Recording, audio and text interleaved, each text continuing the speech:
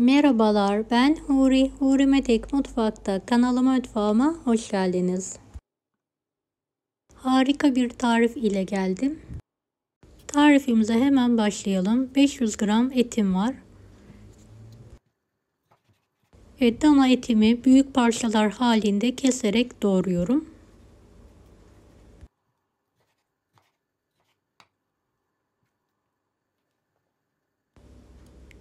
Videomu izlerken buraya kadar geldiyseniz yorum kısmına herhangi bir emoji bırakırsanız bana destek olmak için sevinirim.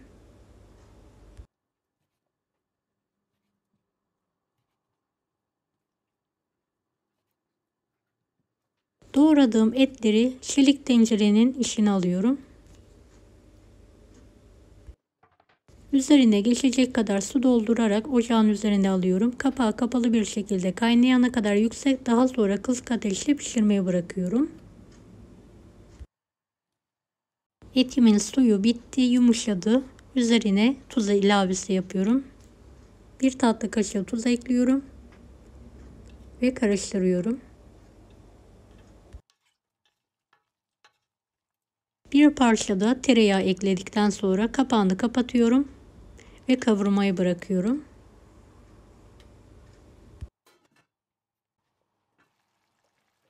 Evet, etim kavruldu. Altını kapatıyorum. Uygun bir tencerede sıvı yağ ve tereyağını eritmeye bırakıyorum. 5 su bardağı suyu da kaynatmaya bıraktım.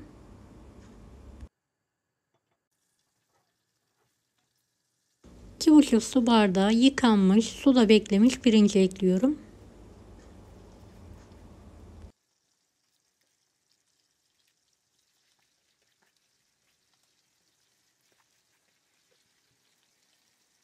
İki tatlı kaşığı tuz.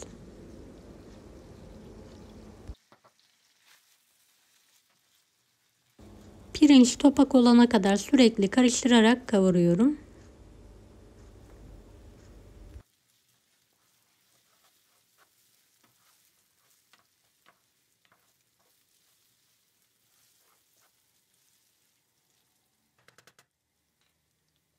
Bir kase garnitür ekliyorum.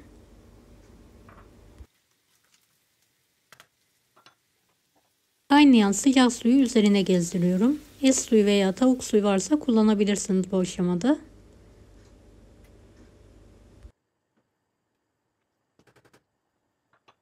Kapağını kapatıyorum.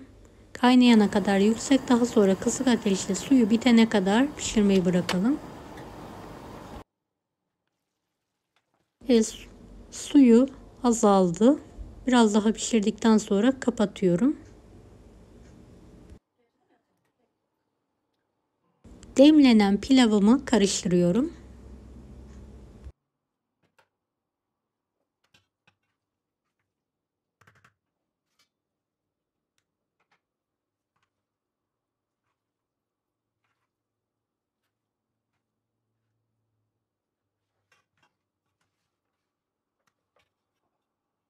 Kelepçeli kek kalıbının alt kısmına pişirdiğim eti düz bir şekilde bastıralım.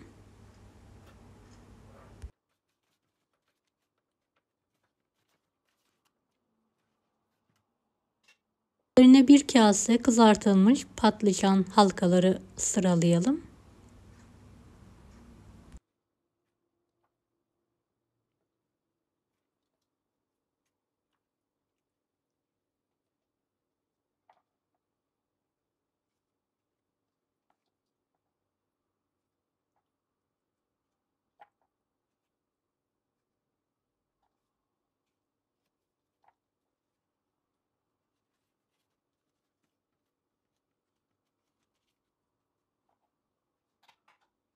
Pilavımızı azar azar ekleyerek bastıra bastıra kalıba dökelim.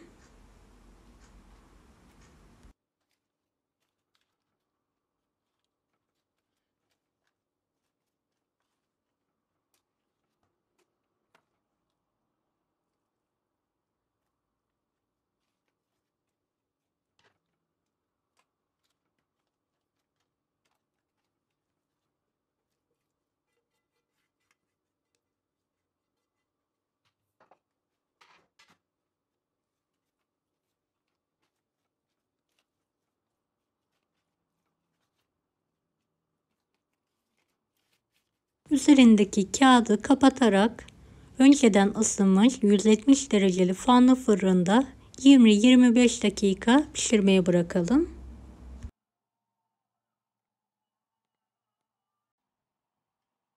Evet, fırından çıkartalım. Hiç bekletmeden sıcakken servis tabağını ters çevirerek hazırlayalım.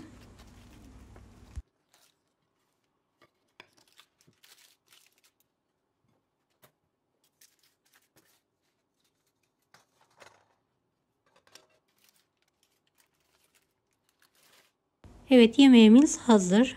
Deneyecek olanlara şimdiden kolaylıklar dilerim. Kanalıma ücretsiz abone olmayı unutmayın. Bir dahaki videolarda görüşmek üzere. Allah'a emanet olun. Hoşça kalın. Daha farklı tarifler için bunları da izlemeyi unutmayınız. Kolay gelsin herkese.